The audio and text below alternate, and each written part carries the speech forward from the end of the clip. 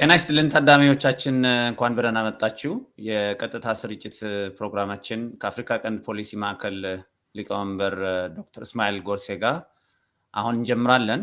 እስከ ፕሮግራሞቻችን መጨረሻ ድረስ አብራችሁን ትቆዩ በአክብሮት እንጋብዛለን። የዛሬ ፕሮግራሞቻችን በዋሽንግተን ዲሲ የሚገኘው የኢትዮጵያ አምባሳደር ኢንጂነር ስለሺ በቀለ ለCnn የሰጡት በጣም አሳፋሪ ቃለ ምልልስ ትኩረት እናደርጋለን። የጦርነት ሁኔታ በሁሉም ግንባሮች ተጠናክሮ ቀጥሏል። አሌክሲስ ዶዋል ዛሬም የሚገርም መጣጥፍ ይዘው ቀርቧል ወጥቷል። የተባበሩት መንግስታት የሰላም አስከባሪ ኃይል የነበሩት የሰራዊቱ አባላት በትግራይ ላይ የሚካሄደውን ጸረ የዘር ማጥፋት ትግል ተቀላቀሉ። የአሜሪካው ልዩ መልእክተኛ ማይክ ሃመር ተመልሰው ወደ ኢትዮጵያ ሄዱ የሚሉና ተያያዥ ጉዳዮች ናቸው ከዶክተር እስማኤል ጋር ቆይታ የምናደርግባቸው። ዶክተር እስማኤል እንኳን በሰላም መጣ። ብስራት በጣም ነው የማመሰግነው። አንተም እንኳን በደህና መጣ። ይገርማል። የኢንጂነር አምባሳደር ኢንጂነር እንበላቸው ማረግ ያስፈልጋል። እኛ ጋር ፊውዳል ሲስተም ስለሆን ያሁን ጊዜ ኢንጂነር፣ ዶክተር፣ ባልደራስ፣ አልጋ ወራሽ እየተባለ እኮ ነው የሚወዱት። በዛ በታስቀምጥ ጥሩ ነው። ታዳሚዎቻችን እስከ ፕሮግራማችን መገባደጃ ድረስ አብራችሁን ትቆዩ በአክብሮት እንጋብዛለን።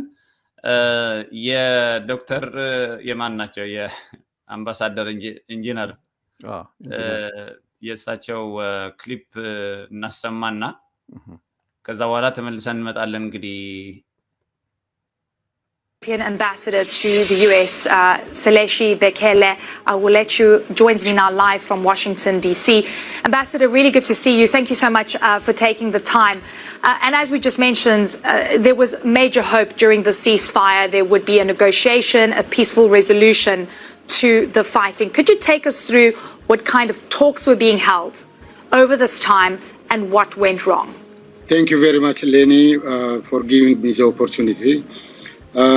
In the run-up to August 24th, you remember in March 24, Ethiopian government declared a humanitarian truce-based humanitarian access, stopped the fight, and then this was maintained until August 24th, when TPLF once again started to reignite the conflict. አይገርምም ዶክተር እስማኤል እዚህ ጋር ማስቆምና አይ ቲንክ ትንሽ ማብራሪያ መስጠት ስላለብን ነው። ቲፒኤልኤፍ ሪግናይት አደረገው ጦርነቱ። እኛ ሁማኒታሪያን ትሩስ እየተንቀሳቀስን ህዝቡን ለመርዳት እየሞከርን እያለ ቲፒኤልኤፍ ነው ጦርነቱን የከፈተው የሚለው እንዴት አይነት የውሸት ትርክት ነው የሚያወራው ሰውየው?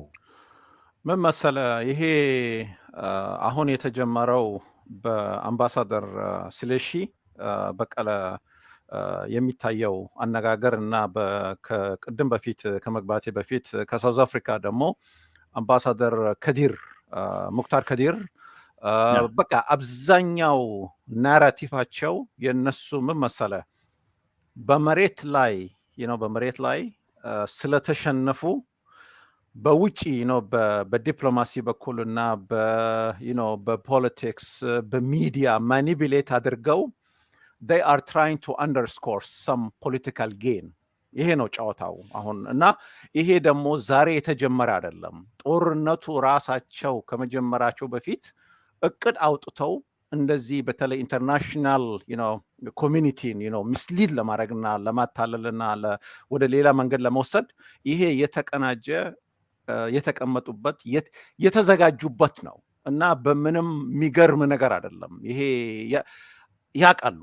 ግን እንደሚባለው ፕሮፓጋንዳ ማለት is a tool that አንዳንድ ዲክቴተር አገሮች እንደነ ኢትዮጵያ የሆኑት ህዝባቸውን የሚጨርሱና የሚገሉ በጀኖሳይድ የሚፈለጉ ሊደርሺፕ ላይ ያሉ ሰዎች በዚህ እንወጣለን በዚህ መንገድ እና አብዛኛው ደግሞ ከዛ ጋር እና ይዘን እናመጣለን ብዙ ነገር እዚህ አሁን በዲያስፖራም በሌሎች ይታያሉ ይሄ ነገር። አሁን ለምሳሌ በቅርብ ጊዜ እና ምንም አዲስ ነገር አይደለም ይሄ በደንብ አድርገው የተዘጋጁ። So you're saying the TPLF reignited the conflict. You're saying that the TPLF reignited the conflict.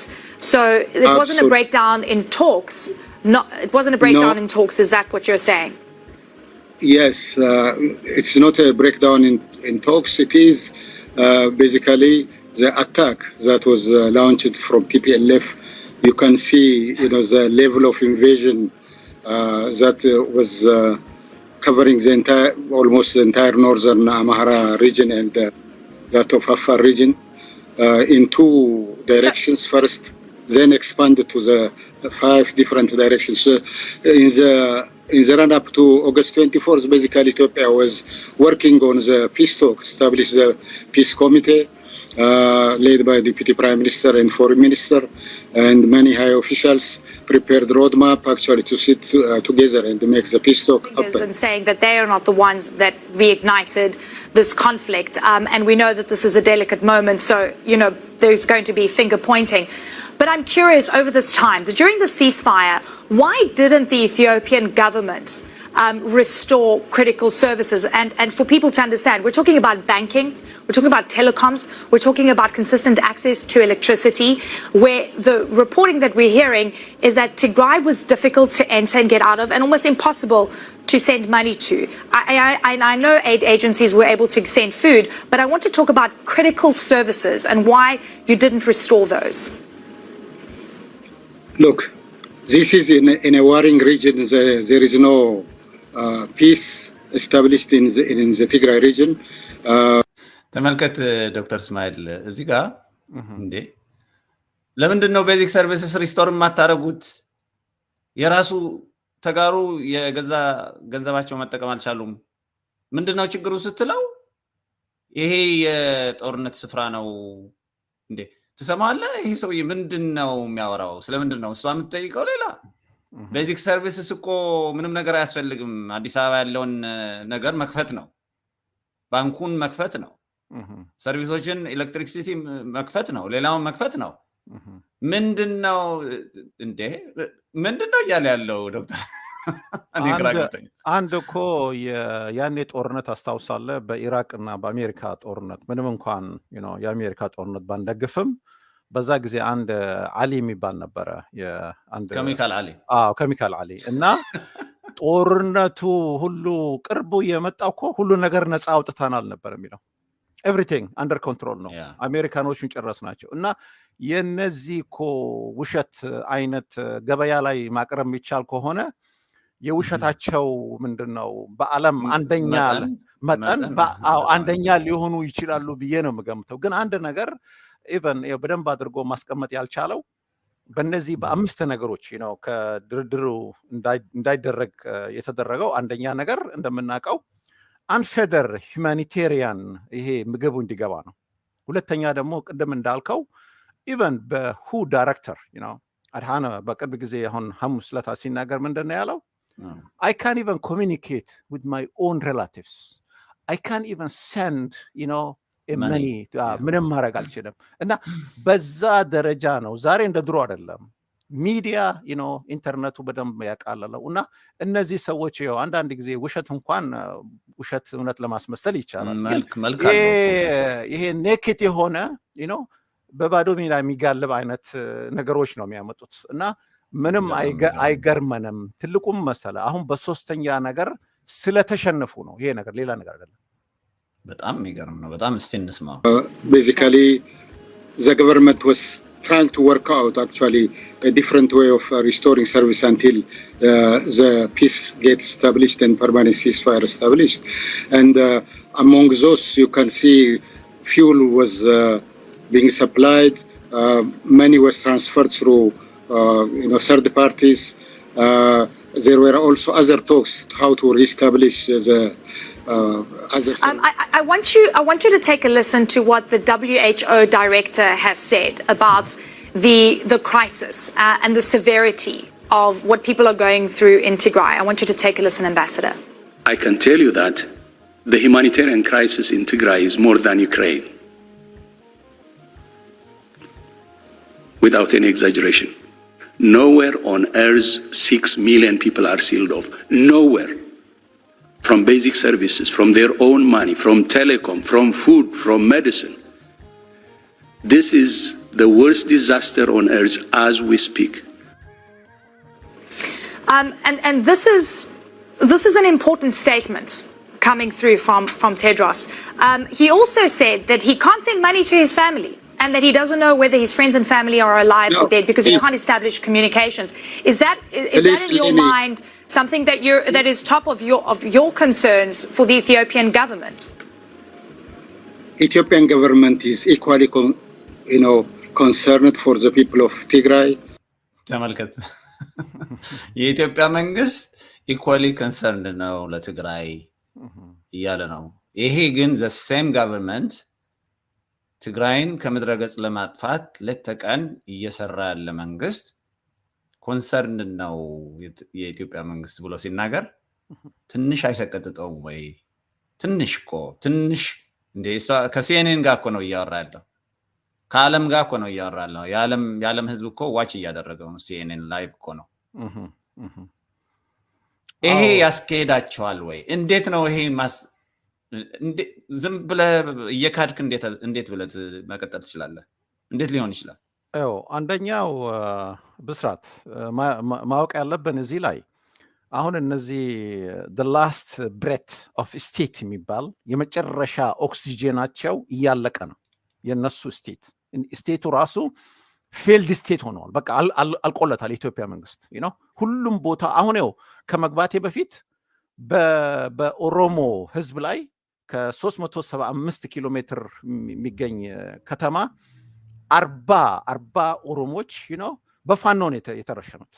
ትላንትና ፋኖና የኢትዮጵያ ሚሊተሪ they engage in fighting አንድ ሮቢት እዛ አንድ ሜራቸው የሚባል ውብሸት ከተገደለ በኋላ ሄደው ሃውስ ቱ ሃውስ እየፈለጉ ነበረ። እና ይሄ ሁሉ ምነግርህ መሰለ ይሄ አገር የቀረው ኦል አውት ዎር ነው። እና እነዚህ ደግሞ በመጨረሻ እግራቸው ውስጥ ስለሆኑ they have to say anything ስልጣናቸው ላይ ለመቆየት የማይሉት ነገር የለም። they have to say everything ግን ይሄ እንደዚህ አይነት ኔኬት የሆነ ውሸት ያድናቻል ብዬ እኔ አልገምትም። እስቲ እንስማው። በጣም as a legitimate and democratically elected government, the voice you are playing back to me is actually the former executive of the TPLF and not trying to work towards establishing peace, rather aggravate the conflict and simply siding. But he's the director of the WHO, sharing his personal thoughts and experiences. This current conflict is not impartial. He is only talking one side. During the previous wave of attack of humanitarian wave in Amhara and the Tigray region, in Amhara and Afar region, he has available instrument at his disposal for because people can't get access, right? So millions of people can't get access, they can't make phone calls, they can't get money. So that's why it's an important story, right? And that's why we're asking the question, will you be willing to restore services to the Tigray region? Because I want to go through the conditions that the TPLF has labeled out. Let's quickly go through them. I'm going to put them on the screen so that our viewers can see. It's essential services, unfettered humanitarian access, ending to war crimes. We can read them on screen, and end to war crimes, as we said, accountability for crimes and genocide, and restoration of boundaries. Is the Ethiopian government willing to look at these and agree with these conditions, or is there something in this list that you cannot deliver on? Look, Ethiopia is open for unconditional, no condition, to sit down and peace talk, and then even address the most challenging issue immediately. For example, if your service is the most priority, it is ready to prepare that and work out that. But please understand that the services, those which are possible without involvement of human being, have been given. But I want to talk about those other critical services. You say you've got no preconditions, right? So, and again, we go back to what are these negotiations, how the talks going? You've got nothing that you want to put on the table. So then why would the negotiations break down in your mind? What do you think the biggest sticking point is, so that we can go through these themes to figure out what the lasting and peaceful solution is? Negotiation didn't take off. The hindrance, this is simply a tactic, taking this humanitarian service, which is a sensitive issue, as a precondition, while you need technicians to get into the region, repair the damage, and so on. In the first 8 months when the National Defense Force was there and protecting the workers, these were restored, investing billions of birr, or about $2 billion. Yeah. Ambassador, a hospital was hit in Tigray last week. Could you give us details on this and what your response is to this? Because the TPLF says it was the Ethiopian government. What I know is it's not true. It is a propaganda. ሰማሁ አይደለም ፕሮፓጋንዳ ነው። ዓለም ያየው በድሮን የተመታ የመዋለ ህፃናት ተመተዋል፣ ሆስፒታል ተመተዋል፣ ሌሎች አካባቢዎችም ተመተዋል። ንጹሃን ዜጎች እየወጡ ቴስቲፋይ እያደረጉ ነው፣ ምስክርነታቸውን እየሰጡ ነው ያሉት። ይሄ አምባሳደር ተብየው ሰውዬ ዓለም ያየው ማለት ነው። ማለት ስትዋሽ እኮ የሚመስል ነገር ነው የምትዋሽው አይደል? ውሸት ማለት እኮ የሚመስል ነገር ወይም ደግሞ ያየውን ነገር እንደዚህ ከሆነ ብለህ ዋሽ ይባላል። በቃ ይሄ እኮ የዓለም አቀፍ ማህበረሰቡ ተረድቶት አይቶት በፊልም የታየ በቪዲዮ በሶሻል ሚዲያ ሰርኩሌት የተደረገ ነገር ነው እየካደ ያለው። ይሄ ክህደት እንዴት በምን አይነት ስሌት ነው ከእንደዚህ አይነት ሰዎች ጋር ኢቭን አብሮ መኖር የሚቻለው? አንደኛው ወንድሜ እነዚህ በዌፐናይዝ የሆነ ፉድ እየተጠቀሙት ህዝቡን እያራቡ ህዝቡ እንዲነሳ መጨረሻ ላይና ቲፒኤልኤፍ እነሱ በጦርነት ማሸነፍ ሲያቅታቸው ህዝቡ እንዲነሳ ነበር የፈለጉት። እንደምታውቀው አልተሳካላቸውም። አሁን ግን ምንድነው የሚፈልጉት? ይሄ በድሮን ጦርነት ነው። እንደምታውቀው አሁን ጦርነቱ የት ነው? 3 ቀንም አልወሰደባቸውም። ቆቦን ያዙ። አሁን ወደ ወልቃይት ይሄዱ ነው። ሁመራ ውስጥ 4 የሆነ ከኤርትራ በኩል አስገብተው ይሄ ሁሉ ጦርነት እየተካሄደ ቲዲኤፍን ማሸነፍ አቃታቸው። አሁን ለምሳሌ እየተጫጫነ ነው ኮሪዶር ከጅቡቲ ውስጥ ወደ ጅቡቲ የሚሄደው መንገድ በአፋር በኩል በጣም በቃ ሪስኪ ውስጥ ነው።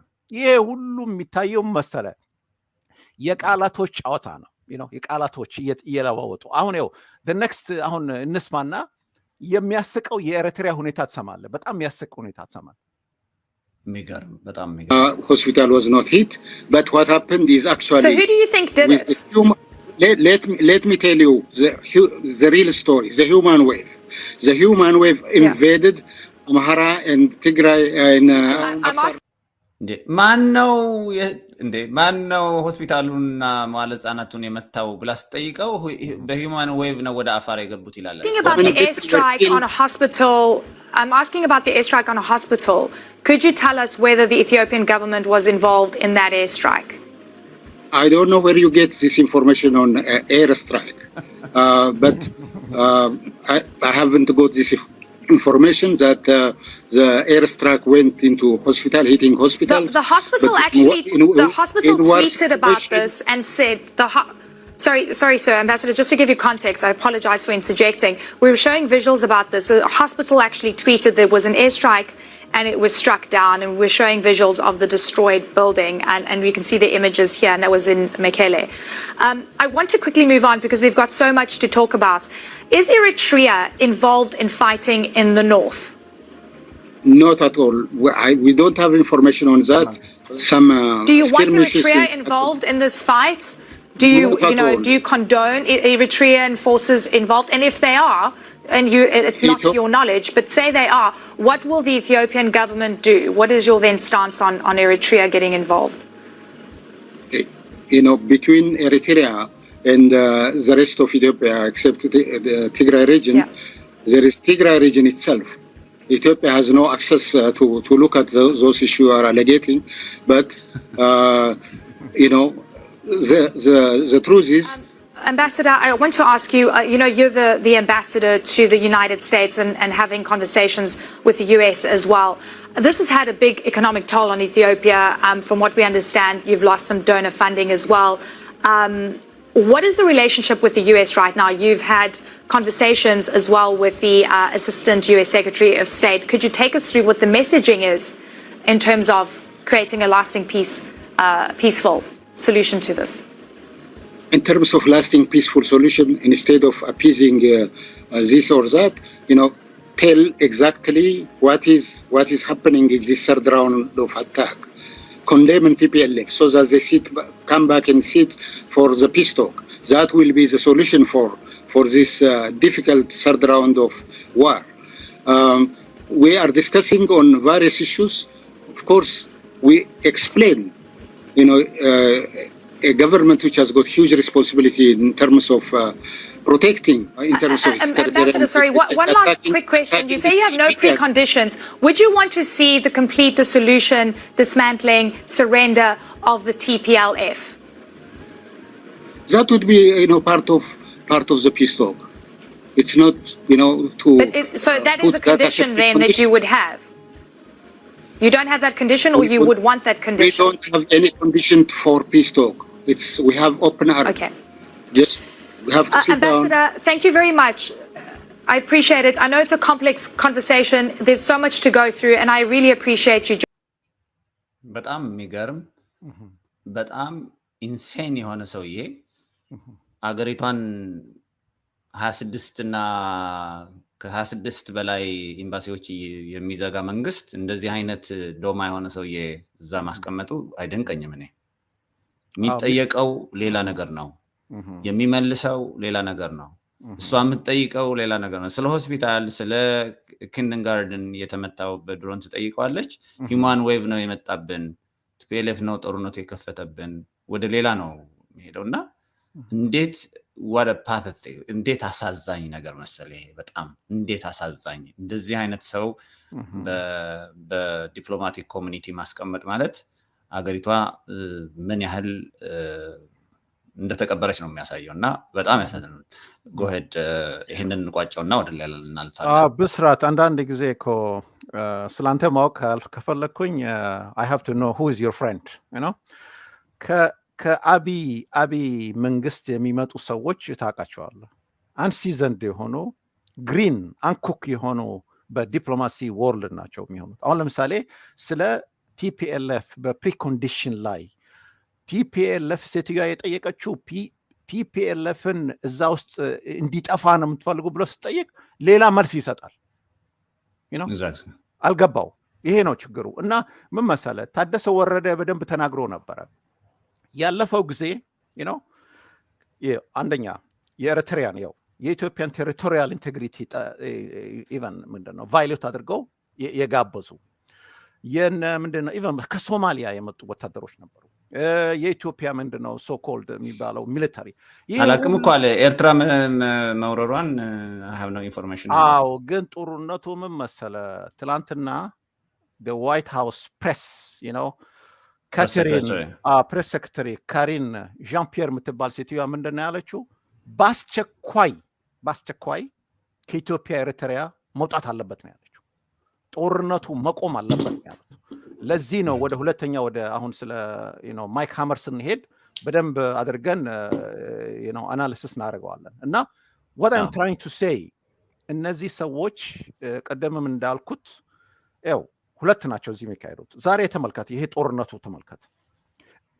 የትግራይ ህዝብ እነሱ ይሄ ሁሉ መጥቶ ከዚህ ከዓለም ገጽ ያጠፋቸዋል ብሎ አላመኑም። መጀመሪያ ጊዜ እነሱ የመሰላቸው ኖቨምበር 4 ላይ ጦርነቱ በቲፒኤልኤፍ ነው። በሁለቱ መካከል ያለው ጦርነት የትግራይ ገቨርንመንትና የነሱ ሽኩቻ ነው። ኤሌክሽን እናካሄዳለን አታካሄድም፣ በዛ ደረጃ ነበር የመሰላቸው። እነሱ ግን አልመሰላቸውም።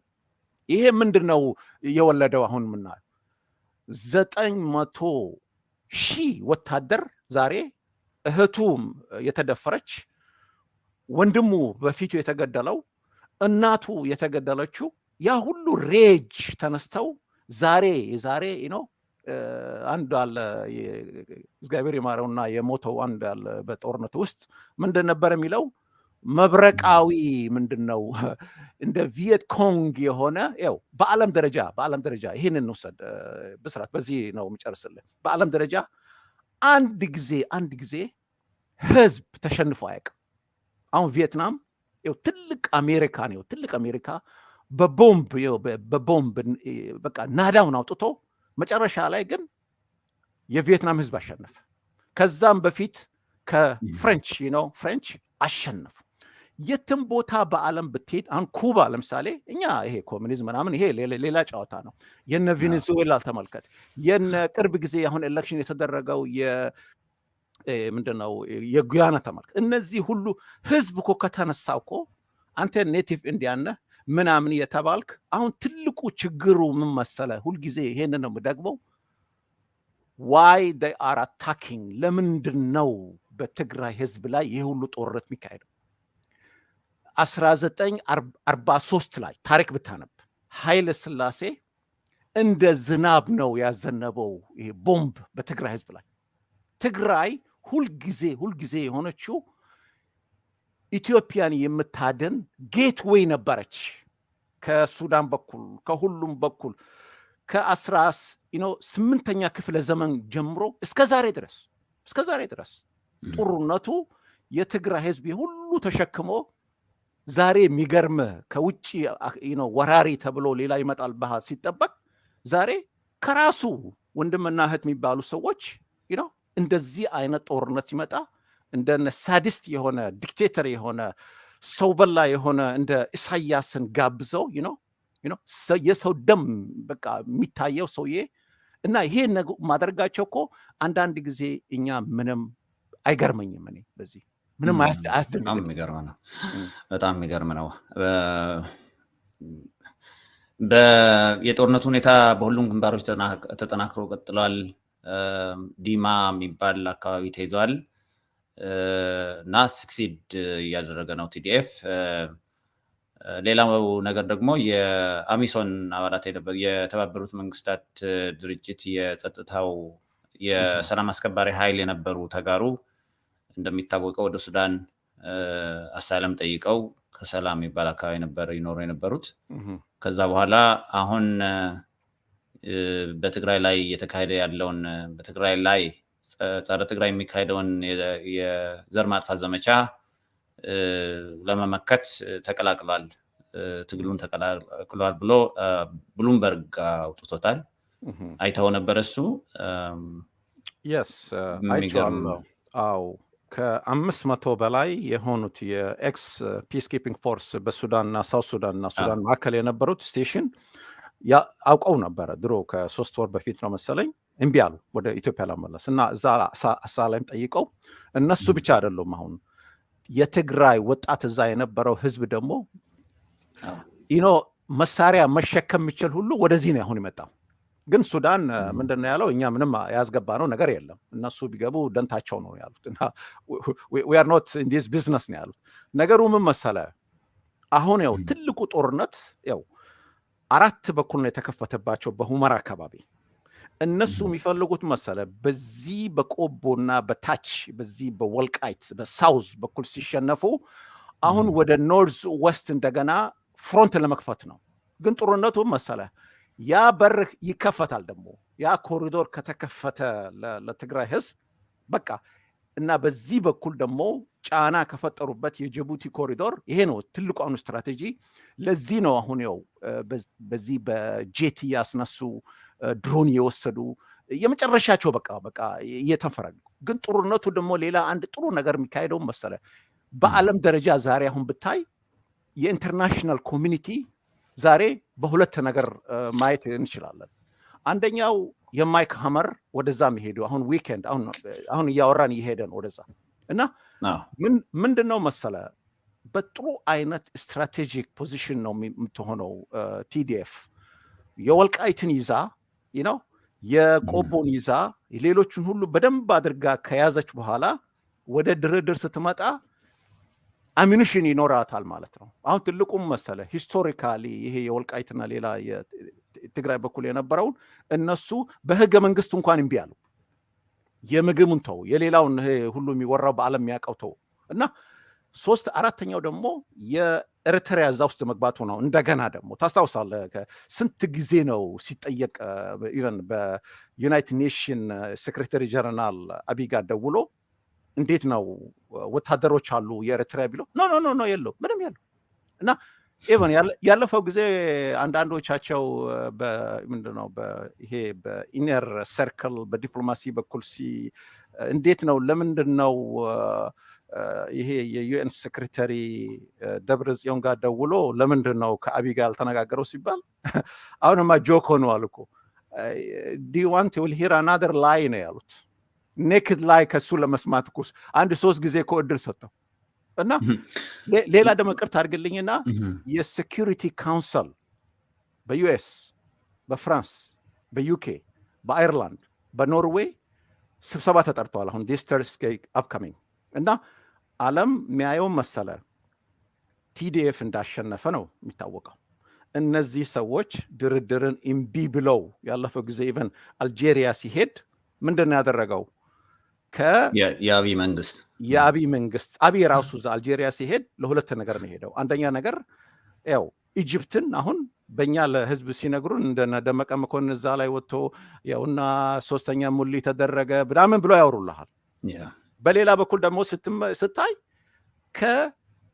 የኢጅፕት ውጭ ጉዳይ ሚኒስተር ውስጥ እዛ ነው የተገናኘው። ከአልጄሪያ ውስጥ ነው የተገናኙት ከአብይ ጋር። yes ሁሉም ኢንሳይድ የሆነ ጂኦፖለቲክስ በደንብ ጽፏል። ሁለተኛ ደግሞ መሳሪያ ብቻ አይደለም ከአልጄሪያ የፈለገው ሁለተኛ እሱ ነው። 3ኛው ደግሞ የፈለገው የራሽያ ሁኔታ ነች። አሁን እዚህ ሮል የምትጫወተው የራሽያንን ወደ ራሱ ካምፕ ለመግባት ነው የሚፈልገው። እዚህ በኩል እንደተተፋ አውቆታል። በዚህ በዌስተርን ወርልድ አይነት እና ቻይና እና እነሱ ደግሞ አሜሪካኖች they are doing everything። አሁን አይታል አይደለም ቅርብ ጊዜ ከ2 ሰዓት በፊት የአንቶኒዮ ብሊንከን የሴክሬታሪ እዛ ላይ የጻፈው ኤርትራ ከዛ ውስጥ መውጣት አለበት። እነሱ ደግሞ በጣም ነው አግሬሲቭ የሆነው።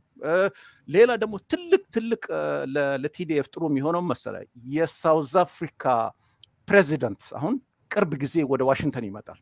ትልቁ ነጥብ የስ የዩክሬን የራሽያ ሁኔታ ምናምን ነው፣ ግን ትልቁ ሁኔታ የሚያወሩት ደግሞ ስለ ኢትዮጵያ ሁኔታ ነው። ስለ ትግራይ ሁኔታ ይሄን ነው። አሁን ማይክ ሀመር ወደ ኢትዮጵያ መሄዳቸው አሁን ደግሞ ምንድነው አናዘር ራውንድ ኦፍ ኔጎሺዬሽን ለማድረግ ነው ወይስ በዋናነት ምንድነው ያለ መረጃ እሳቸው የሄዱበት ምክንያት? ያው አንደኛ እንደምታውቀው አሜሪካኖቹ አገሪቷ ወደ ሰላም እንድትሄድ በድርድር እንዲፈታ በኔጎሺዬሽን ሞክረው ነበረ፣ ግን አብይ አይታመንም። ኢቨን ከዩሮፒያን ከሌሎቹ ከዩኤን ሄደው እዛ ከደብረጽዮን ጋር ተገናኝተው ምንድነው ያሉት? አሁን ለምሳሌ ሰውዬ ይሄ አምባሳደር የምትለው ሰውዬ ቅድም ሲያወራ ምንድነው ያለው? ስለሺ ለትግራይ ህዝብ በ3ኛ ፓርቲው እንኳን እኮ ወርልድ ባንክ $300 ሚሊዮን የተቀበለው በዛ እንዲደረገ ለምንድን ነው 3ኛ የሚያስፈልገው? ለምን ዳይሬክትሊ አር ዴይ ቶኪንግ ጀርመን ነው የሚያወሩት? ትግራይ ህዝብ እኮ የኢትዮጵያ ህዝብ አይደለም። እና የሚያስቅ እና ምንድነው ያሉት ያኔ ደብረጽዮን ምንድነው ሴኩሪቲ የሚመጡ? ይሄ እኮ ታምር ነገር አይደለም እኮ ዝም ብሎ አንድ ስዊች አለ አይደለም። አሁን ቤት ስትገባ when you turn off the light and turn on ታረጋለህ አይደለም። የሱ እኮ የቴሌፎን ሁሉ በአንድ እኮ ደቂቃ ነው የሚደረገው። ግን ኤኒዌይ አሜሪካኖቹ ዌስተርኖቹ ይሄንን ካወቁ በኋላ አሁን ሀመር የሚሄደው ለአንድና አንድ ብቻ ነው። እነሱ ጋር ይገናኛል፣ ከሲቪል ሶሳይቲ ጋር ይገናኛል። ከተቻለ ደግሞ ከምንድነው በዚህ በትግራይ በኩል ደግሞ ከተቻለ ኢቨን ኢትዮጵያ ውስጥ ሆኖ ከመግባት አይችልም፣ ጦርነት ነው የሚካሄደው። ግን በሱዳን በኩል ማድረግ ይቻላል። በዛ በኩል ተነጋግሮ ምንድነው አሁን ለአብይ የሚመቸው መሰለ ይሄ ጠረጴዛ ላይ ተቀምጣችሁ መዋየት አለባችሁ ነው። በዚህ ቅድም እንዳልኩ ግን እሱ ነገር ግን ፌል አድርገዋል እኮ ዶክተር እስማኤል። ስንት ጊዜ ተሞክሯል። ብዙ ልዩ መልእክተኛ ተልከዋል ወደ ቦታው ሲመላለሱ ነበረ። ከሴኔተር ኩንስ ጀምሮ እስካሁን እስከ ማይክ ሀመር ድረስ ስንት ነው ያሉት? 4 የሚሆኑ ሄደዋል ለዛ እና በየጊዜው እዛ ሲመላለሱ ምንም አይነት ነገር አታይም። ሪዛልት ነው ሪዛልት ኦሪየንትድ አይደለም ነው ይሄ የሻትል ዲፕሎማሲው ምንም አይነት ትርጉም የለው። አሁንስ ምን ታስቦ ነው አሁን እንደገና ተመልሶ ሄደው የሚለው ነገር ላይ ብዙ ሰው ትንሽ ግራ ገብቶታል። ምክንያቱም 1000 ጊዜ አንድ ነገር አድርገህ ካልተሳካለህ እብድ ነህ ነው የሚል እኮ አልበርት አንስታይን። ስንት ጊዜ ነው የሄዱት የመከሩትና አንለስ ስለሌላ ጉዳይ የሄዱ ካልሆነ በስተቀር እዛ ማይክ ሀመር አሁን ተመልሰው ወደ ኢትዮጵያ የሚሄድበት ምክንያት አሁን ጦርነቱ ተጀምሯል። ቲዲኤፍ በጣም እያጠቃ ነው። በጣም ጥሩ እነሱ በሚዲያዎቻቸው የሚያወጧቸው ነገሮች ማየትም አስፈላጊ አይደለም። ዝም ብሎ ውሸት ነው፣ የውሸት ትርክት ነው። አሁን ፈታ የተባለው አካል ማንም ሰው በነገራችን ላይ ዝም ብለው እነዚህ የቆሰሉ አለ አይደለም በቂም በቀል የቆሰሉ ሰዎች ብቻ ናቸው የሚያዩት እንደዚህ አይነት ሚዲያ እና ውሸት ነው። ተሸንፏል ቲዲኤፍ በቃ ህወሓት ተሸንፏል እያሉ ይጽፋሉ የውሸት ትርክት፣ ግን ራሳቸው እያታለሉ ነው ያሉት። ሜይን ሪዙኑ ግን ለምንድነው ማይክ ሀመር እዛ አሁን ተመልሰው የሚሄዱት? ምን የተለየ ነገር ለማድረግ ነው? አንደኛ ነገር ታስታውሳል አንተም በደንብ አድርገህ እንዳስቀመጥከው የድሮ ይሄ ኔጎሽዬሽን በምንድነው ኬንያ ውስጥ እንዲደረግ ነበረ። የኬንያ አሁኑ ኬንያታ ኡሁሩ እሱ ደግሞ ያው እየወጣ ነው፣ ሌላ ሰው የላቸው በዛ በኩል። ሁለተኛ ደግሞ እነሱ ሁልጊዜ ወደ ጠረጴዛ ላይ ታስታውሳለህ ጌታቸው ረዳ ሲናገር ምንድን ነው ያለው? ሲሸሊስት ውስጥ እንኳን አገኘናቸው። የኛ ደግሞ ምንድነው እንደነ ታደሰ ወረደ ሌሎቹንም ጻድቃንም ይሁን በሚሊተሪ ደረጃም እነዚህ ሰዎች ለህዝባችን ብለን ተጨባብጠናል ያለ እነዚህ ሰዎች ለህዝባችን ብለን እና at the end of the day መጨረሻ ላይ ምንድን መሰለ ጠረጴዛ ላይ ተቀምጦ ድርድር ይመጣል። whether we like it or not የዓለም የማንንም ኮንፍሊክት የመጨረሻ ይሄ ኤግዚት መውጫው ቁጭ ብለ በሰላም መነጋገር ነው ወይ አንዱ አንዱን ማሸነፍ አለበት። ደግሞ ይሄ ድሮን ከቆመ ቲዲኤፍ እንደሚያሸንፍ ወር እንኳን አይወስድባቸው ወር እናውቃለን። ይሄ ትክክል ነው። ምን መሰለ አሁን ስትራቴጂው ምን መሰለ? ስትራቴጂው አሁን ያውቃሉ እነዚህ አሜሪካኖች ለሁለት ነገር ነው እዛ የሚሄዱት። ለራሳቸው ኢንተረስት ነው ባይ ዘ ወይ የሚሄዱት። አንደኛ የሚሄዱት ሆርን ኦፍ አፍሪካ አሁን በሚደረገው ኦክቶበር ውስጥ እና አብይ እና ኢሳያስ ከኋላ የሚያሽከረክሩት የቻይና እና የራሽያ ስብሰባ እዛ ይደረጋል። ያንንን ካውንተር ለማድረግ ነው። ሁለተኛ አሁን የአፍሪካን ኮንግ የሆነው ሰውዬ ኢቨን ትላንትና ሶማሊያ ነበረ፣ ወደ ኢትዮጵያ ይሄዳል። እነሱ ሌላ ደግሞ የሚገርማቸው የሚያስፈራቸው መሰለ ራሽያ እዛ ፖርት ሊከፍቱ ነው፣ እዚህ ፖርት አሰብ ውስጥ። እሱ ደግሞ ይሄ የሚያሳይ የነሱ ጂኦፖለቲካል ሁለቱ የቻይናና እያየለ እየመጣ ነው። ግን ሌላው ምን መሰለ ሁለተኛ አሁን ምን ማድረግ ይፈልጋሉ? አብይ እኮ እጁታት ምንም ማድረግ አይችልም፣ ተሸንፏል። አሁን ስለተሸነፈ የመጨረሻው ላስቲንግ ነው። አሁን ከነሱ ጋር ተነጋግረው ወደ ድርድር መምጣት አለብህ ነው whether you like it or not። ያንን ካልተቀበለ ያውቃሉ የሚመጣው ነገር። አሁን ለምሳሌ በኢሳያስ በኩል ወደዛ በኩል ያስገባሉ፣ በዚህ በኩል ሙአት ነገሮች ኮምፕሌክስ ነው፣ በጣም ኮምፕሌክስ ነው። ግን at the end of the day ምንድነው እነሱ የሚፈልጉት? ይሄ ነገር በኔጎሺዬሽን እንዲያልቅ ነው። ለዚህ ነው ደግሞ ዩኤን አሁን እንዳልኩ ቅድም ስብሰባ የተጠራው በሴኩሪቲ ካውንስል ደረጃ ነው ስብሰባ አሁን የሚደረገው ይሄ ነገር ችግርና ይሄ ኮንፍሊክት እንዲፈታ እና ዓለም የምትነሳለህ መሰለ አንተ ስታሸነፍ ነው። አንተ ግን ስትሸነፍ እንደነ ኦባሳንጆ አይነት ወራዳ አይነት ሰዎችን አምጥታ እዛ ላይ ነው የምታስቀምጠው። the problem in the African solution እያለ ይሄ የልጅቷን የልጁን የሱ ልጅ ምስት እንኳን አሁን በቢቢሲ የባለገ ሰውዬ አውቆ ነው ሁልጊዜም መሰለ they trying to undermine African value and African leadership። ያውቃሉ ደግሞ ወራዶች ሰዎች ማዕት ስላለን እና ምን መሰለ አሁን ወደው አይደለም ያውቃሉ። ይሄ በአስቸኳይ የላኩትን መሰለ ከኋላ ይታያቸዋል። አሁን የሚያስፈልገው መሰለ ድርድር ላይ ሲመጣ ምንድነው ሲስፋየር ይቆማል፣ ጦርነቱ ይቆማል። ከዛ በኋላ ኔጎሺዬሽን ነው። ኔጎሺዬሽን ደግሞ አሁን ለምሳሌ የኦሮሞ አካባቢ የሚካሄደው ጦርነት አይተሃል። በቃ ትላንትና ቅድም እንደነገርኩ ከ40 በላይ ነው ሰው ነው የሞተው። አንድ ፋኖ የከፈተበት ዛሬ ማለት ትላንትና ደግሞ ፋኖና የኢትዮጵያ መንግስት ጦርነት የገመጠው። ይሄ የሚያሳይ መሰለ እነዚህ አክሲስ ኦፍ ኢቨል ምንናቸው ድሮ አንደኛ ፈርማጆ ከዛ ጠፋ ወጥቷል። ሁለተኛ ኢሳያስ በአንድ እግሩ ነው የቆመው። አብይ ሁለትን እግር ላይ ደግሞ መቆም ጠፍቶበታል። ለዚህ ነው ወደዛ የሚሮጠው እና እነዚህ ሰዎች እየተከፋፈሉ ነው። ያው ድሮ ተመልከት፣ ዛሬ እኛ የአማራ ህዝብ እንዲሞት አንፈልግም። ወደንም ጠላን የአማራም የትግራይ ወንድማሞች እህታሞች ናቸው ነን ብለዋል ታደሰ ወረደ። እሱን እናጫውተው ዶክተር እስማኤል፣ እሱን እናጫውተው። አይ ቲንክ አብሮ የሚሄድ ነገር ስለሆነ ነው። ማንኛውም መመዘኛ በማንኛውም መንገድ የትግራይን ህዝብ የሚወክል ዲሲፕሊን፣ ሞራል፣ ጽናት ሊኖራቸው ይገባል የሚል ብዙ ነው የደገፈው በግንባታ። ሌላኛውም ህዝብ እንደ ህዝብ እንዲያከብር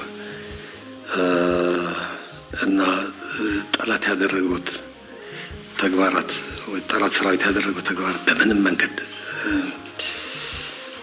እንዳያደርግ እንዳያጸባርቅ ወደ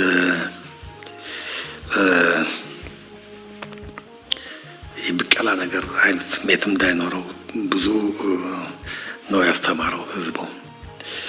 ከማን በላይ ህዝብ ያውቃል። የፈለገው ቢሆን ጎረቤት ሊቀይር የማይችል መሆኑ ህዝቡ ያውቃል። አማራ የፈለገው ሁኔታ ቢኖር ሰሮ አማራና ትግራይ ጎን ለጎን ያሉ ህዝቦች መሆናቸው ህዝቡ ያውቃል። ኤርትራ እና ትግራይ ጎን ለጎን ያሉ እና ኤርትራም ትግራይም ጎን ለጎን ያለ ህዝብ መሆኑ ህዝቡ ያውቃል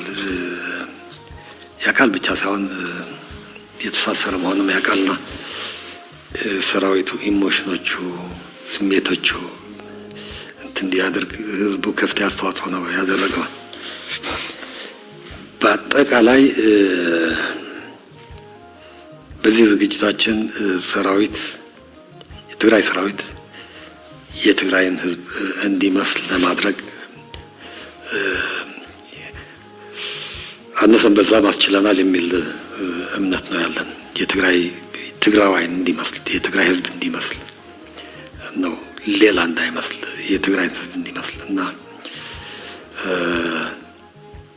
ከዛ ውጭ ሌላ አማራጭ እንደሌለውም ሴሪየስ መጋባት ነው ያደረግነው እና በዚህ ህዝቡ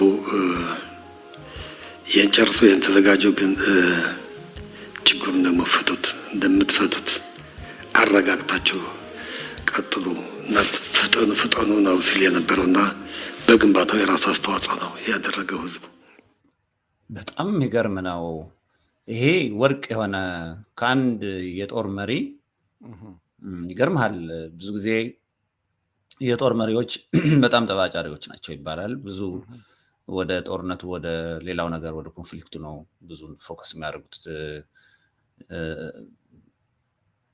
ጄነራል ታደሰ ወረደ ግን ሰምተዋል። በዚህ በአማራ በኩል ያለው ህዝባችን ነው፣ ጎረቤታችን ነው፣ አብረን የምንኖር ህዝቦች ናቸው።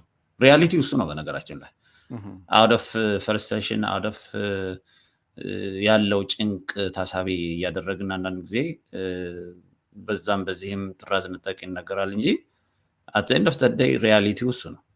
ህዝቦች አብረው ይኖራሉ ለዘላለም። መሪዎች በየጊዜው ይቀያየራሉ ሲባል የነበረ ነው። ላለፉት 27 ዓመታት ሲባል የነበረው መሪዎች ይቀየራሉ፣ ይጠፋሉ፣ ይመጣሉ። ህዝብ ግን አብሮ የሚኖር ነው። ህዝብና ህዝብ አብሮ የሚኖር ነው። የትግራይ ህዝብና የአማራ ህዝብ አርሶ አደሩና አርብቶ አደሩን ቼክ ካየኸው ሴም ፍላጎት ሴም ሲቹዌሽን ያለ ህዝብ ነው። በትግራይ በኩል ምናልባት በትግራይ በኩል ያለውን በጣም ኤክስትሪም ቱ ዘ ኤክስትሪም ሄደ እንጂ አት ዘ ኤንድ ኦፍ ዘ ዴይ ህዝቦች አብረው ስለሚኖሩ ከጦር አዛዥ ጄነራል ታደሰ ወረደ ደግሞ እንደዚህ አይነት መልእክት እንዴት ገንቢ መሰለ። በጣም ደስ የሚል ነገር ነውና ጨምርበት እስቲ።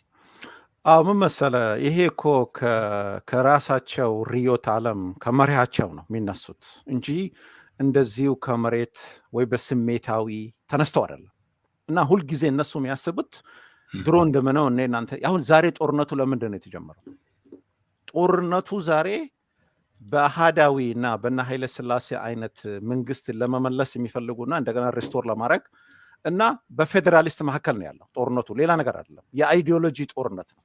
እና ሰውየው የተናገረው መሰለ ያው በህዝብ መካከል የአማራ ህዝብ፣ የኦሮሞ ህዝብ፣ የሶማሌ ህዝብ፣ የትግራይ ህዝብ፣ የጋምቤላ ህዝብ ህዝባቸው ምንም ችግር የለም። ችግሩም መሰለ ከገዢዎች ነው። እኛ ለምሳሌ አሁን ሶማሌ ድሮ ጦርነት ነበረ፣ ጦርነት 1977 ጦርነት ነበረ። አብዛኛው እዛ ውስጥ አማሮች ነበሩ ከኛ ጋር የሚኖሩት ኮዳፕ ህዝብ ሲቪሊያን የሆኑ አይስወር ቱ ጎድ ብስራት እስከ ቶክስ ድረስ የሄዱብን ጊዜ ነበረ አማራን ለማዳን። በዛ እኛ ኖ አማሮች ምንም አላጠፉ ህዝብ ናቸው እነዚህ። ከኃይለ ሥላሴ ጋር ግን ችግር አለ፣ ከመሪዎች ጋር ችግር አለ እና ይሄንን ነው ልዩነታቸው የጠፋው። በትግራይ ህዝብ ላይ ይሄ የጥላቻ የመግደል ከዚህ ምንድር ማጥፋት የምንድን ነው የሬፕ አሁን እስከ ዛሬ የምናየው በምግብ መከልከል ቤሲክ የሆነ ሂውመን ራይትስ መብት ያላቸውን ቤሲክ የሆነ 3 ነገር ነው ለሰው ልጅ የፈለገ ነገር ብናረገ ምግብ ያስፈልግሃል፣ ቤት ያስፈልግሃል፣ በእርቃን እንዳትሄድ ደግሞ ልብስ ያስፈልግሃል። ሶስቱን እና እንዳያገኙ ብሎ ነው የጀመሩት። መጀመሪያ ጊዜ ደግሞ እንዳጠፉ ታውቃለህ። እና አንድ ከመግባቴ በፊት አንድ ኢትዮጵያ ሰርቪስ የሚባል ግዛው የሚባል ጓደኛ ያለ የጦርነት ጓደኛዬ ነው። እና ምን አለ መሰለ ከሱ ኋላ ተቀምጦ ምንድነው እነዚህ የወደዱት እነ ጌታቸው ረዳና እንደ ታደሰ ወረደ በአማራ ላይ በአማራ አንተን አልወደዱም። አንተ እኮ የፊውዳል ነህ፣ አንተ እኮ ነፍጠኛ ነህ፣ አንተ እኮ ከኋላ ምን አለ መሰለ ይሄ አለ ሰንደቅ ዓላማ አለ። ሰንደቅ ዓላማ ውስጥ ይሄ መሀል ላይ የነበረችው የብሔር ብሔረሰቦችን አለ አይደል? አወጧት። እሷን አውጥተው ምን ይላሉ መሰለ ያ የሰይጣን ምልክት ነው የሚሏት እና የሚገርምህ እንደነዛ አይነት ሰዎች ጋራ ነው እና ሲናገር ምንድነው ያለው በጣም ያሳቀኝ። ሌላው ደግሞ አንድ አለ ምስኪን አንድ ምን መሰለ እነዚህ ሰዎች ምን ያደርጋሉ መሰለ ዴውል አሲሚሌት ያደርጉና እንደ ልብስ ስታት ትሄዳለህ ቆሻሻ ታጥባለህ አይደለም።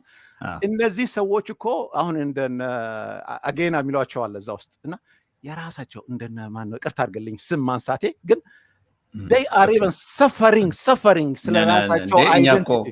እኛ እኮ ነባራዊ ነገር ነው የምናወራው። እነሱ እኮ 95 ሚሊዮን ለ5 ሚሊዮን ጄኖሳይድ ያወጁ እነሱ ይፈሩ እንጂ እኛ ሰላም እኮ ነው የምንሰብከው። ኤግዛክትሊ እኛ ሰላም ነው እየሰበክን ያለን፣ ህዝቦች አንድ ናቸው እያልን ያለ ነው እንዴ። እነሱ እኮ 95 ለ5 በኢሳት ቴሌቪዥን መነጋገሪያ አርዕስት የነበረ ነገር ነው። ይፈሩበት ይደበቁ እነሱ ናቸው መደበቅ የሚገባቸው። እና ቀጥሉን። ቅድም ግን በነገራችን ላይ ቶሎ ከማይክ ሀመር ኤግዚት አድርገናል ሳንጨርሰው እና ሳንጨርሰው ስል ከሱ ጋር ተያይዞ የሚታይ ነገር የድሮኖች ነገር አለ። ቱርክ አሁን ድሮን ልትሰጥ ነው የሚል ወሬ አለ። ምን ያህል እውነት ነው ገና ማለት በደንብ መስራት አለብን እና ይሄ ድሮን እንደገና ተመልሶ ከመጣ ደግሞ ሌላ ምንም ድሮን ወሳኝ አይደለም፣ ግን ለምንስ አብይ ትንሽ ቀንም ቢሆን ለምን ሰርቫይቭ ያደርጋል የሚለው ነገር ነው። እና ቱርክ እንደዛ ብላለች፣ ይሰጣለሁ ብላለች። ምንድነው ያለው በዛ በኩል ያየው ነገር? ቱርክና ኢራን፣ አቡዳቢ፣ ቻይና እነሱ ይሰጧቸዋል። እና ሁለት አይነት የተለያየ ድሮን ነው ያለው። አንደኛ ሎንግ ሬንጅ የሚባል ከቻይና የሚመጣ ነው። ከሩቅ ለምሳሌ ከአሰብ ያድሮ እንደጀመሩት ያለፈው ጊዜ ጦርነት እንዳደረጉት የመጀመሪያ ዙር። ሌላው ደግሞ ፕሬሳይስ የሆነ ያለው ታርጌት የሚመታ በጣም ሰንሰሩ በጣም በቃ እዛ ኢሜጅሪ በቃ ሁሉ ነገር በደንብ አድርጎ ፎቶ የሚያነሳ የቱርኪ ነው። እና በዚህ አሁን መናገሬ ደግሞ አንድ በጣም የተጋሩ ልጆች አርብ ዕለት ያደረጉት ምንድነው ሰላማዊ ሰልፍ አድርገው ነበር። አዎ እና በዚህ ይደነቃሉ። እንደኔና አንተ ደግሞ ሳይለንት ማጆሪቲው ተነስቶ እነዚህ የሚዋደቁት ዛሬ ሰዎች ደማቸውን የሚከፍሉት እችን አገር ወደ ሰላም፣ ወደ ዴሞክራሲ፣ ወደ እኩልነት የሚሄዱት ወሬ ብቻ እንዳይሆን ይሄ ሳይለንት ማጆሪቲያችን እንዲነሳ 30 ደቂቃም ድሮም ያለፈው ጊዜም እንዳልነው 30 ደቂቃም ቢሆን አምባሲ ውስጥ ሄዶ ሰላማዊ ሰልፍ ማድረግ አሁን ሚተርም ይመጣል አሜሪካ ውስጥ አንዳንድ እንቅስቃሴ አክሽን ኦሪየንትድ መሆን አለብን። ካሁን በኋላ በተለይ እስከ ኖቨምበር ድረስ ካሁን በኋላ እኔ እናንተ አንዳንድ ለህዝብ የሚሆነው ኢንስትራክሽን ማውጣት አለብን ነው እና አሜሪካ ግን አይቀበልም ብዬ ነው የምገምተው። ሌላ ደግሞ ጥሩ ወሬ ምን አለ መሰለ አሁን ያው የዚህ ስለዚህ የድሮኑ ጉዳይ አሜሪካ አይቀበልም። የአሜሪካ መንግስት በፍጹም አላመነበትም ነው። አዎ እንዴት እንደማይቀበል ላሳየህ። አንደኛ ነገር አሁን እንደምታውቀው በተለይ ዩክሬን ጦርነት ከተጀመረ በኋላ ማአት ነገሮች ናቸው ዓለም የተፈታቱት የኒው ወርልድ እየመጣ ነው እና ይሄ የሚያሳይ መሰለ የምንድነው የሳዑዲ አረቢያና የአቡዳቢ አሁን ከአሜሪካ ጋራ እየተሰለፈች ነው ያለችው፣ ከዛ ጋራ እየሰራች ነው። እነዚህ ድሮኑ አብዛኛው ደግሞ አቡዳቢ ተመልከት። ይሄ ምን ያደርጋል መሰለ ከ20 ቢሊዮን በላይ ነው ለኢትዮጵያ መንግስት ከዛሬ ድረስ አሁን የሰጠው አብይ ከመጣ ጀምሮ $20 ቢሊዮን። ይሄ ሁሉ በአንድ ጊዜ ምንድነው ትሬን እያደረጉ 30,000 አሜሪካን ዶላርስ ነው ትሬን የሚደረጉት እነዚህ ሰዎች የሚከፈላቸው እና እነዚህ የሚከፈላቸው ገንዘብ ሁሉ ከነዚህ እግዚአብሔር የሰጣቸው ትንሽ እንኳን ቢሰጣቸው ለመጥፎ የሚያውሉት እነዚህ አቡዳቢ አንዳንድ ፖርቶች ሬድ ሲ ውስጥ ለመክፈት የሚያደርጉት ነገር እና የራሳቸውን ይሄ የጀለቢያ ፖለቲክስ አለ አይደለም ለመጠቀም የሚፈልጉት ማለት ወራዶች ናቸው። ቅርታ አድርግልኝና አሁን ያው ተመልከት አንድ ኢንተርጀክት አደርግልህ። ሳዑዲ አረቢያ ከአንድ ወር በፊት አንድ ወጣት ፒኤችዲ የሆነችውን ሳዑዲ ተወላጅ የሆነችው ይሄ ኤምፒኤስ የሚባል መሐመድ ሰልማን የኪንግ ይሄ 36 የሆነው እድሜ ምን አደረገ? ክሪቲሳይዝ አደረገችው። ስንት ዓመት እንደታሰረ ታውቃለህ? 34 ዓመት እድሜ ያሰሯት። ትላንትና አንድ ሌላ ሴትዮዋ ክሪቲሳይዝ አደረገች። ስንት እንደታሰረች ታውቃለህ? 45 ዓመት ነው። 45 years ትዊተር ላይ ብቻ ስለጻፈች እና ወደዚህ ልመለስና አቡዳቢ አሁን ከአሜሪካ ጋራ ነው የሰራው። አሁን ያው እነዚህ ማይክ ሀመር እዛ ሲሄዱ ወደ አቡዳቢ እኮ ውስጥ ለውስጥ እያወሩ እኮ ነው እየተነጋገረው ነው። እና አብይ ወንድሜ ቀኑ ጨልሞበታል። ለዚህ ነው የሚሮጠው። አንድ ጊዜ ቅድም እንዳልኩ ወደ አልጄሪያ ይሮጣል፣ አንድ ጊዜ ወደ ሌላ ሀገር ይሮጣል። ይሄ ሩጫው መተንፈስም የእሱ ገቨርንመንት ቅድም እንዳልኩ ኦክሲጅን ጠፍቶበታል። ፊኒሽ በመሬት ላይ ደግሞ ይሄ ተዘጋጅቶበት ነው። አሁን this was his last chance። እነሱ ምንድን ነው ያሰቡት?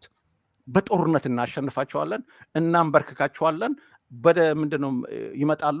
ጥሩነቱ ግን መሰለ ይሄ አሁን ቅድም የአማራ ህዝብ የሚሉትና በስሙን እየነገዱ እያስጨረሱ እያሯሯጡ የነበሩትን ህዝቦቹን ህዝቡ ነቃባቸው።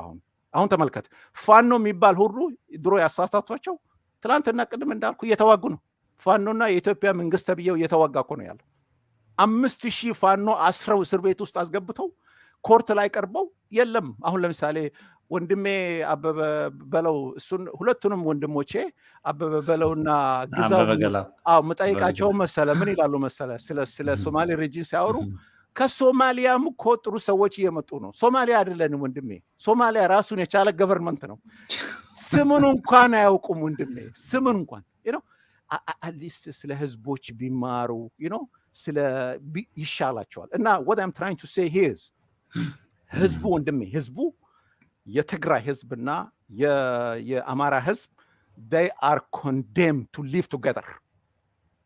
አንዱ ሶማሌ ምን አለ መሰለ ስለ አንድ ጊዜ በቃ ይሄ የኃይለ ሥላሴ የደርግ ይሄ ጥይት ሩንታ አስቸግሩት ምን አለ መሰለ we are so far from Allah አለ but we are so near ከሶማሌኛ ትራንስሌት ባደርግልህ we are so near to Ethiopia አለ and we are condemned to live not only in hell አለ a hell on earth። የሚገርም ነገር ነው። ይሄ እኮ ፓስቶራል ሰውዬ ነው እንደዛ የሚናገረው። እና ያው አሁን 30 ዓመት ጥይታችን ይኸው የኛ ካመል ነው። አሁን ለምሳሌ ስለ አፋር ሲያወሩ ምን ይላሉ መሰለህ? አዚፍ አፋር እንደሚወዱ ምን ይላሉ? የአፋር እኮ ግመሉ እንኳን ባንዲራን ታውቃለች። የኛ ምን ታውቅ ነበረ? ብስራት የኛ እኮ ጥይት ነበረ የምታውቀው። ጥይት ሩምታ ወታደር ሲመጣ ትሮጥ ነበረ። አሁን ግን አትሮጥም። the last 10 years I swear to God አኒማል እንኳን የተረዳቸው ጊዜ ነው። ተው ሰው human being ተውና አኒማሉ for the first time in the Ethiopian history የራሱን ራይት ያገኘበት ጊዜ ነበረ 30 አሁን እንደገና ወደ ኃይለ ሥላሴ መለሱና ከዛ በኋላ መስፈን አለብና ይኑርልን ለግብራችን እንደኔ አክሰንት አለ ሶማሌ ይኑርልን ለግብራችን ኃይለ ሥላሴ ድራራጊው ንጉሳችን እያለ መጮህ ነው አካውን በኋላ that's what they are thinking በጣም የሚገርም ነው። አንድ ትንሽ ጊዜ ካለን የስልክ መስመራችንን ከፍተውና አስተያየት መስጠት የሚፈልጉ ወገኖች ካሉ አስተያየት መስጠት ይችላሉ።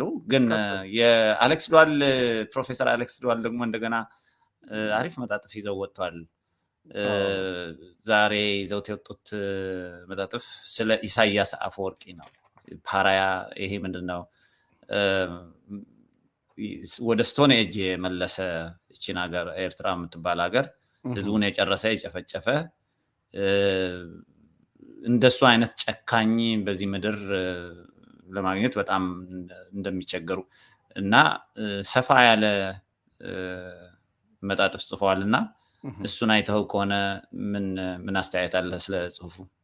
አንደኛው ኢንታይትሉ የሚለው ምንድነው የሚለው መሰለ the despotism of ኢሳያስ ነው የሚለው ታይትሉ እና አንድ እዛ ላይ በደንብ አድርጎ የጻፈው መሰለ የኢትዮጵያን ገቨርንመንትና የትግራይን ዊክ ለማድረግ ነው። እሱ ምን መሰለ ሁለቱንን ጦርነት እያጋጨ ራሱ እንደገና ሆርን ኦፍ አፍሪካ ላይ እንዴት እንደሚያስተዳድር ለማድረግ ነው። ሌላው ደግሞ ከዓለም ሁለተኛ ነው ሬፊጂዎቹን ያደረገው። ማለት ብዙ ነገሮች አሉ። ሶስተኛ ደግሞ እኔ አይን የሳበ ነው 1869 ካናል ስዌዝ ሲከፈት 1/8 የዓለም ሁሉ በዛ ነው የሚያልፈው እና በዚህ በስትራቴጂ የተጠቀመ አረበኛ ስለሚያቅ እዛ በቃ እንደ አሽከር ሆኖ ነው የሚሰራው። ለዚህ ነው ከየመን ጋር ተናክሷል፣ ከጅቡቲ ጋር ተናክሷል። ኢትዮጵያ ታውቃለህ 2000 ከ80,000 በላይ ህዝብ የሞተበት ጊዜ ነበረ እና ይሄ ሁሉ ሲታይ ምንድነው የሚለው እንዴት ነው ይሄ ዲስፖቲክ የሆነ በዛች አካባቢ ሊኖር ይችላል? ግን እኔ እንደሚመስለኝ በዚህ በሊሚትድ ኦፓክም በለው አናሊሲስ ኢሳያስ ከአንድ ዓመት በኋላ ሊኖር እዛ አካባቢ አይችልም ብዬ ነው የምገምተው። በዚህ ነው የምደመደምልህ ወንድሜ። በጣም ስለ ኢሳያስ መቼስ ብዙ ተብሏል። አሁን የኤርትራ ችግኝ ለኤርትራውያንን ለፍትህና ለሰላም የሚባሉ ተመስርተዋል። እነሱም በጣም በጥሩ ሁኔታ እየሰሩ ነው ያሉት የሚባል ነገር አለ። እነሱ እንግዲህ ከበረቱ የኢሳያስ እድሜ ቶሎ መሄድ የሚችለው የተጠናከረ ኃይል ሲኖር ነው። በጣም ይረዳል የተጠናከረ ኃይል መኖር እና እነዚህ የተቋቋሙት የኤርትራ ተቃዋሚ ኃይሎች ኮንፈረንስ እያካሄዱ ነው፣ ስብሰባ እያካሄዱ ነው እና ጥሩ ነገር ነው እየሰማን ያለ ነው። እነሱ ቶሎ ቢበረቱ ኢሳያስ እድሜ አይኖረውም እና ኢሳያስ ከዛ አካባቢ ከጠፋ ደግሞ ሰላም ያገኛል። ኢስት አፍሪካ በአጠቃላይ ሰላም ነው የሚያገኘው። እሱ ነው። አልሸባብ በቀደም የተላከ ኦዲዮ ነበረ፣ ቼክ አድርገው ከሆነ አልሸባብ እንረዳቸዋለን፣ ለምንድን ነው የማንረዳቸው? ሶማሌዎች ናቸው እኮ ታጋዮች ናቸው እኮ ምናምን እያለ ሲቀባጥር ነበር እና እሱ እኮ ለማፍረስ ነው እኮ ሌላ ነገር አይደለም። ሁሉ ይቅርታ አድርገልኝና የትም ቦታ እኮ እየላከ እየፈጠረ ለማተራመስ እኮ ነው በቃ ስራው ቱ ዲስትሮይ መገንባት አይደለም። የእሱ ሜንታሊቲ ውስጥ ያለው በቃ ማፍረስ ነው። ማፍረስ ደግሞ እንደ ሰው ልጅ ቀላል ነው። በጣም የሚገርም ነው። ሰዓታችን ሳየው 1 ሰዓት እየሞላን ነው ያለነው። ዛሬ እንደ አዲስ የቴሌፎን ኮንቨርሴሽን ብንጀምር ያው ትንሽ ጊዜ ይሄዳልና አይ ቲንክ ሌላ ጊዜ ሰኞም እንገባለን፣ ሮብም እንገባለን። ስለዚህ በሰፊው ብናደርገው ይሻላል። ኮንቨርሴሽን አንድ ጊዜ ደግሞ ቴሌፎን ኮንቨርሴሽን ከተጀመረ ደግሞ አድኩዌት የሆነ ታይም ያስፈልገዋልና አይ ቲንክ እንደዛ ብናደርግ ነው የሚሻለው። ዛሬ ብንቋጨው ይሻላል። ዶክተር እስማኤል እንደወትሮ ለኢትዮጵያ ህዝቦች በአጠቃላይ ለኢትዮጵያ ብሔር ብሔረሰቦች እና ፓርቲኩላርሊ ለትግራይ ህዝብ ድምጽ እየሆንኩ የምታበረክተውን ነገር ሁሉም አፕሪሼት እያደረገ ነው እና እኔም በጣም አመሰግናለሁ። ዛሬ ሰፊ ነገር ይዘን ነው የመጣ ነው። የጀነራል ታደሰ ወረደ መልእክት አይ ቲንክ ሁላችንም እንደ መልእክት እንደ ኢምፖርታንት መሰጅ አድርገን መውሰድ ያለብን ይመስላል። ህዝቦች አብረው ይኖራሉ፣ መንግስታት ይጠፋሉ፣ ዲክታተሮች ይመጣሉ ይሄዳሉ፣ እነ ሞሰልን ይጠፍቷል፣ ናዚዎች ይጠፍቷል። እና ፎከስ ማድረግ ያለብን ማንኛውም ህዝብ ማንኛውም በኢትዮጵያ ማዕቀፍ ውስጥ የሚኖር የኢትዮጵያ ብሔር ብሔረሰብ እና ህዝብ ሰላም እንዲያገኝ፣ ፍትህ እንዲያገኝ፣ ጦርነት እንዲጠፋ እና ወደ ሰላም ወደ ኖርማል ላይፍ እንድንሄድ የሁላችንም አስተዋጽኦ ነው መሆን ያለበት። ይሄን ለማድረግ ደግሞ ይሄንን ሚዲያ በሱፐር ስቲከር በመግዛት ለምሳሌ ጆይን የሚለውን ከሄዳችሁ እዛ ትግራይ ፕሬስ የሚለውን ነገር ጆይን የሚለውን እየተጫናችሁ ሰፖርት በተቻላችሁ መጠን ትንሽም ብትሆን እንትኑ አይደለም ሰፖርቱ ነው እገዛው ነው የሚታየው እንጂ መጠኑ አይደለም። መጠን it doesn't matter እና ሱፐር ስቲከር እየገዛችሁ ምን እያላችሁ ይሄንን በተለይም ደግሞ ሼር በማድረግ ይሄ ኢንፎርሜሽን ለሰላም ነው እየዘመርን ያለ ነው። በየወቅቱ በአገራችን ሰላም እንዲኖር ሰላም እንዲሰፍን ዲክታተሮች፣ ገዳዮች፣ አጥፊዎች፣ ጨፍጫፊዎች ከዚህ መድረገጽ እንዲጠፉ ነው ትግላችን እና ህዝቦች አብረው እንዲኖሩ ነው ትግላችን እና ይሄንን በጣም ትክክለኛ የሆነ አቋምና ፕሪንሲፕል ደግፉ እና አብራችሁን ስለቆያችሁ በጣም እናመሰግናለን። ሰኞ ደግሞ ገብተን አዳዲስ ነገሮች ይዘን እንመጣለን። አብራችሁን ስለቆያችሁ በጣም እናመሰግናለን። መልካም ቀን፣ መልካም ምሽት፣ መልካም ሌሊት። Thank you.